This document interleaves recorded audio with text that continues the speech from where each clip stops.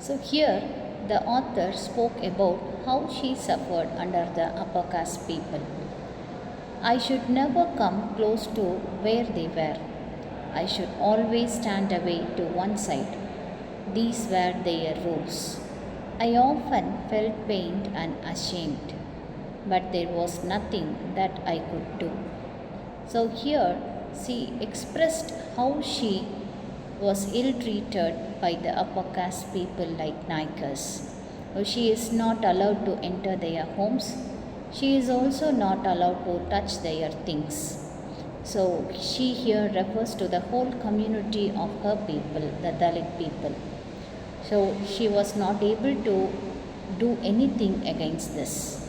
She writes of her experience working for an Aikar household in high school. To this day, in my village, both men and women can survive only through hard and incessant labor, she notes.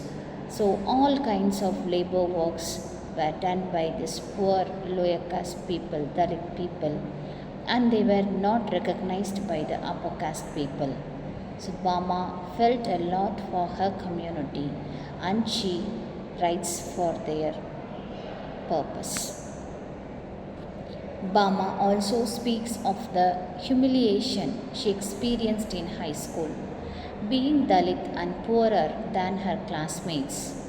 What struck me in particular is the symbolic importance of clothing as a marker of social capital that she writes of.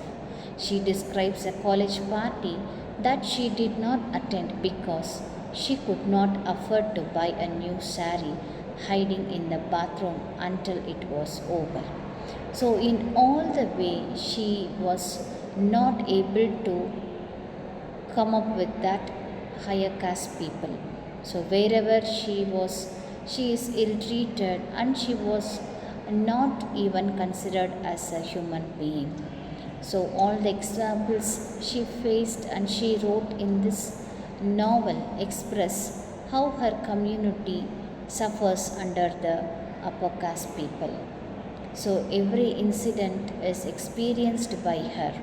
So her own experience is reflected in these words.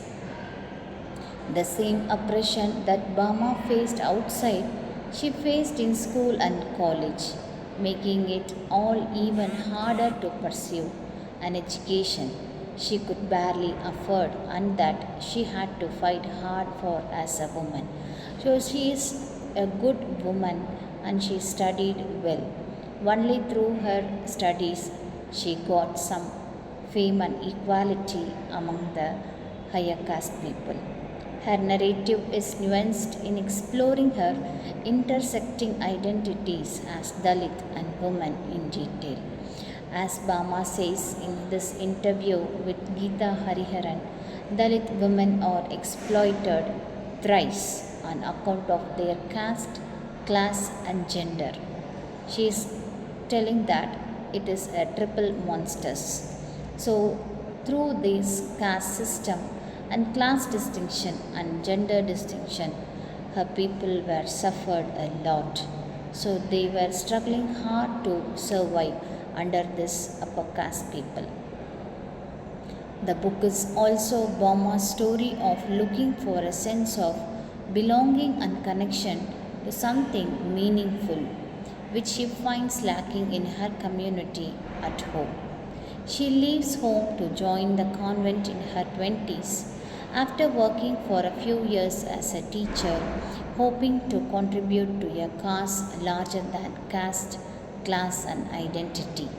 However, she finds the convent in not such a sanctuary and is just as oppressive as the spaces outside. In the convent, too, they were ill treated.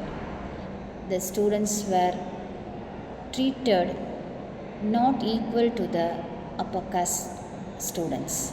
So, there is a lot of difference in treating them. Even the priest, even the sisters, they too behave in the same manner. Not only the children, but also the higher officials. So wherever she is under the hands of upper caste people. Her illustration of culture within Christian convents is shocking. She writes of the oppression she faced within the convent to practice her religion and daily life in a particular manner. She recalls how she was treated differently from others as a Dalit woman and admonished harshly every time she tried to stand up for herself, think for herself, or speak on behalf of those the convent was actually meant to serve.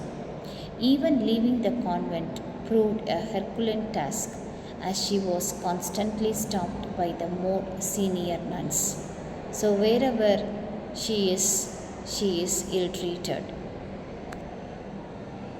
Bama describes not only her experience as Dalit and a woman, but also the loneliness of her everyday life.